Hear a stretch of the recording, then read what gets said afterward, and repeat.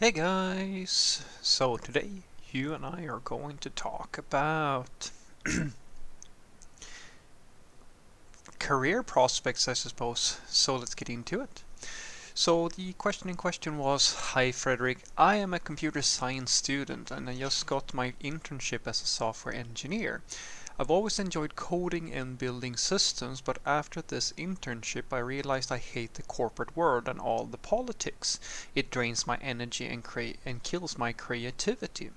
My question is there a way to shape my career from the start to avoid burnout while still achieving a good level of success? Yes, there is. So the thing I think you're sort of forgetting is that there's a range of different types of companies that you can join and a range of different environments. So in your specific question here, you're talking about the corporate environment and that's not a good fit for you, which is, believe it or not, a very common well, it's a very common issue that a lot of software developers have. And quite a lot of them, I can tell you from experience that I've seen more than a few. It's very common actually that you have people who are in the corporate world who sort of get tired with the things that are associated with that environment. Usually, it's not for every company, but a lot of companies have, as you can imagine, more processes, more politics, and so forth, due to the vast scale that most of these companies are working at. And so, what they will do is that they will start looking into the startup world, which is quite common, or they might join a smaller consultancy firm or things like that.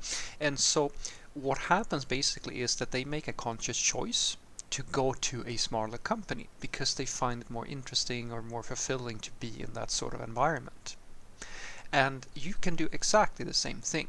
So the tip I usually give to junior profiles, however, is that before you make that switch, and I'm not saying that you can't go to a company like that immediately, the thing that I argue for is that in the start of your career, it is really, really important that you get, as I like to say, uh, the, the boot camp experiences or the basic training, we can call it that instead.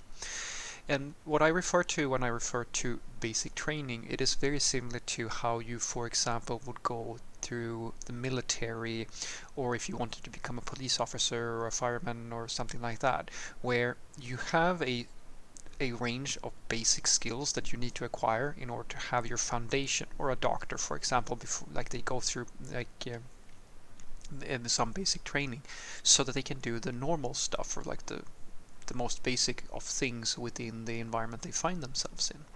And for us software developers, it's a very similar sort of thing where you may not want to work in, say, a large corporation, but it's very good for you to be in a company that is at least the size or has, as I like to say, it's a stable environment where you can get some training before you go into very, very trendy startups or things like that. I'm not saying that a startup isn't right for you. I've worked in startups where it's worked fine. I'm just saying to you that if you want to have a really strong foundation, it's really good for you to learn how to work in the sort of way that a lot of the larger companies do. Not all of them do this, which is why I can't give you a one-to-one mapping between, oh, you work for a corporation and therefore you will have excellent training. That is not the case. What I'm trying to say is basically try to make sure that the companies that you start working for in the early days have the sort of foundation and the sort of needs that will train you into being the best software developer that you can be. Because as in my example with the more experienced people who go into smaller companies, usually why they go there is because they want to be in that environment. But the reason why the smaller companies are hiring people like that is because they have the experience necessary to survive in their environment. And that is the key thing that I think is the most important thing to take with you when you start out as a software developer. It is something that whereas there's a mismatch between this and your current skills, you might get a situation where you're really you get convinced that you're not good at what you do. I had that exact situation where my first job was at a startup or like a very, very small company. And the problem basically was that I did not have the skills to survive in that environment. And so my first real failure meant that I felt like, well, I'm not really good at this thing. And if I was a different type of person, I might have been dissuaded from continuing my career due to how poorly things went at that first job. But then I went into a larger corporation where surely, as you said, like there were some politics and so forth, but it was a more stable environment and I learned quite a lot from it. And then once I went further and took another job, I could go back into a startup because I now had the foundation skills to survive in that environment. And that's the key thing. The key thing for you to avoid burnout, to avoid like all these such a problems, is that you need to make sure that you have the skills to survive in the environment that you find yourself. And this does not necessarily go away just because you're a senior. So guys, I've worked in companies or with specific people who they simply can't cut it. Like they might be a senior level software developer, but due to the way that they operate as an individual and the way that they want to do work, they cannot work in a given team or in some cases even a given company because they simply can't survive in the environment or where people put the sort of expectations that that company or that group has on them.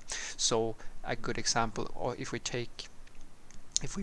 going to give the corporations something to sort of latch onto here and not just say that everything is bad. One thing that I've seen quite a lot of, honestly, is, well, basically people who have been working in a corporate environment for quite some time and they're used to having, a product owner or a scrum master or so forth and so forth, all of these different processes around them. And due to the fact that they are so accustomed to basically only needing to do the coding, they can't survive in a startup where in many cases you might have to have multiple hats. You might have to do more things than just do the coding. You might have to take responsibilities. You might have to make sure that you know things that are outside of what you're accustomed to doing. And in some cases, guys, I've been I worked for corporations where their teams operated the same way, where we had people, we could simply not have them in that given team because due to the limited resources we had, we couldn't provide them with all of the luxuries that you might have at a really, really large corporation. So some of us, we really loved that environment because as you described, like we wanted to have more autonomy and we wanted to be able to do things the way we wanted to. But these people, they simply could not cut it.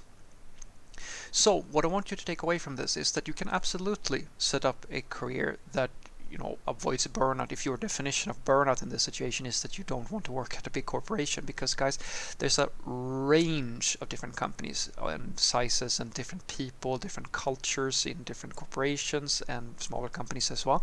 That's the thing I want you to know. Just because you work for a big corporation doesn't mean that there has to be all of these other things that might get in the way. I know for a fact that that is not true because I've worked at this point, I think I've worked at most sizes of companies. And I can tell you what I usually say, that's the same answer I give to people when they ask me, why don't you work for this company or that company or like these famous big IT companies? And I say, the reason being, apart from obviously that they would have to offer me something, is that I know for a fact that there are absolutely some things in a corporate environment that you might not like all that much, but 99% of your experience is going to be down to which team are you in. I've worked in corporations that have the sort of scale that you're talking about, but the team and the things that we are doing on our daily basis was literally the same thing I had when I was working at a small startup. Exactly the same thing. We have the same sort of ways of working. We have the same autonomy. All of these sorts of things. So just because you work at a big corporation doesn't necessarily mean that there has to be a bunch of politics and all of this other stuff that you might not like. It comes down to how is the team structured and how is your product positioned within the ecosystem that you find yourself in. And remember, just because you go to a startup doesn't necessarily mean that there's nothing like that. I've been in startups, guys, where their primary customer was a big corporation, and therefore the startup had to, in many cases, mirror the same sort of politics and policies and so forth as the corporation itself, because of their way of working spreading into the smaller corporation, the smaller startup. So it's tricky to say that go to a startup or go to a corporation and that's going to solve your problem. It comes down to you understanding that if you can get those basic skills in place to begin with, so you know that you can be a little bit flexible with your choice in where you work, well, then it really just comes down to going to different companies, going to interviews, talking to a lot of people, do some networking, and see, can you find a company where a group of people are working that you enjoy working with. That's a bit of trial and error, sadly, and that's why I tell you invest in those core skills, because when you have those core skills, then at least you're in a position to do a bit of searching. If you don't have those skills to start off with, it's harder for you to find like a good company to work in, and maybe they won't be able to hire you due to circumstances, but at least get that part right first. And I promise you, burnout and all this sort of stuff, it really comes down to that, guys. Always. If you find yourself in a situation where you don't really like the place you work, the only option you ever have is either you stay due to the fact that you have no other option, or you have options and you start looking at something else. Have a great day.